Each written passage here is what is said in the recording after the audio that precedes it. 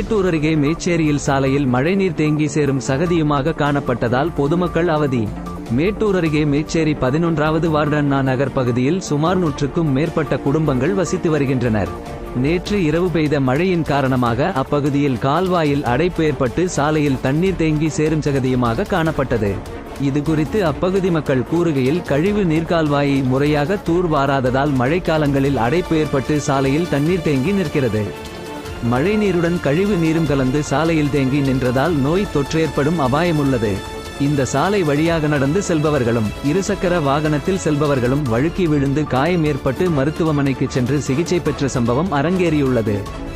எனவே மழைநீர் கால்வாயை முறையாக தூர்வாரி சாலையில் தேங்கி நிற்கும் கழிவுகளை அகற்ற பேரூராட்சி அதிகாரிகள் உரிய நடவடிக்கை எடுக்க வேண்டுமென கோரிக்கை வைத்தனர்.